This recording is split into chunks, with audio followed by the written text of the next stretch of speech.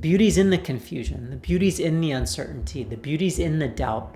And if I'm honest, I've learned so much more in the pursuit of nothing than I ever did chasing something.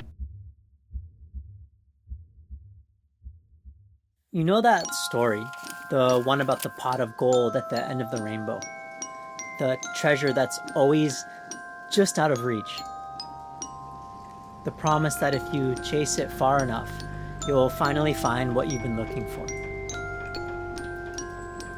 But every time you take a step closer, it moves a step further, until suddenly it's gone.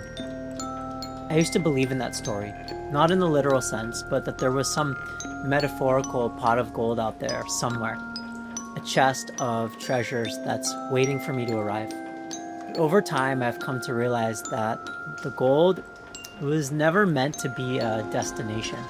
It was meant to be a guide to point you towards some possibility of something that's out there that's worth your energy, my energy, to seek out. When I look back to the beginning of my teaching career, I can see how much I was searching for that thing.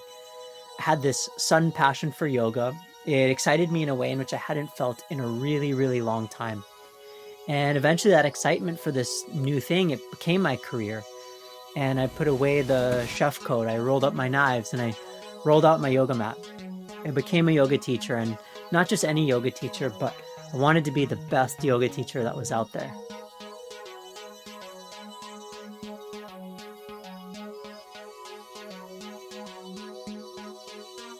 I wanted to learn as much as I possibly could. So naturally, I went following the rainbow. I figured there must be some pot of gold, some place where the secret to being the best teacher existed. And the first place that I searched was within the body. I mean, all great teachers, they understand the body, right? So I dove into anatomy and alignment, physiology and movement. I took every course I could find. I read every book I could get my hands on. I watched way too many hours of videos. I memorized everything from muscles to bones to joints. I believed that really the accumulation of this knowledge was the gold. So I continued down this path, and when I thought I was nearing the end of that path, the rainbow shifted, the gold moved. And it led me toward a fascination with the breath and the subtle body. So I studied pranayama and the breath. I became curious about the chakras and the bandhas. I learned about Ayurveda, which is the sister science to yoga if you're unfamiliar.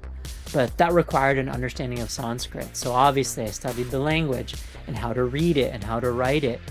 But you can't just read it and write it, you also have to speak it properly. So I learned about sound and Vedic chant and mantra. And each new shift of the rainbow, it opened up more and more doors. The subtle body then became philosophy, something that I'd already had a lot of curiosity around.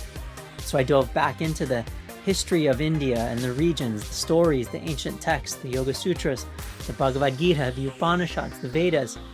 Each one, I thought, would promise me something new, a deeper understanding, a clearer view. Each one I thought was the pot of gold.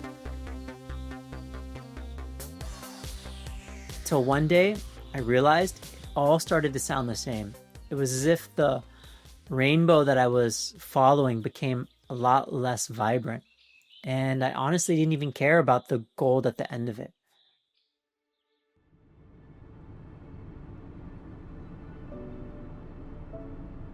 There is an end of the rainbow, but it's not what we expect, at least as far as I can tell. It isn't gold, it isn't light, it isn't even revelation. So when we realize that there is no end, there's nowhere to get to. It's just the next level of infinite levels, like a nesting doll in reverse. And at first that broke me a little bit. It felt like the air suddenly went out of my sails, like I was deflating. And I mistook that feeling of deflating for boredom, like I was done learning, like I found everything that I could find, or maybe I wasn't even good enough or capable enough to keep this up. But I think that's the moment most of us reach, that collapse of meaning. And in those moments, I become a little bit jealous, if I'm to be honest. I start looking at people who seem endlessly passionate. Chef, I'm Julia Childs. Today I'm going to show you how to make a real French omelet. those who can do the same thing over and over and over again and still love it. The Willie Nelsons, the Rodney Mullins, the Kelly Slaters. And you wonder, is that what normal looks like? Why can't I just stay in one lane? How do they keep going all the time? Or are they the exception?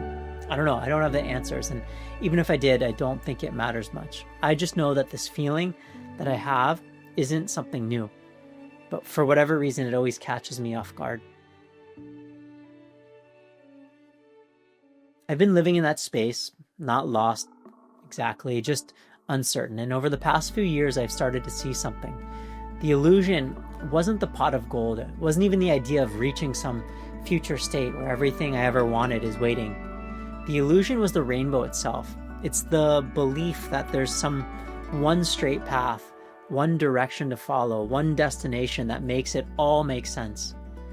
But life doesn't work like that. Whenever we try to make it linear, we end up closing off what makes it beautiful.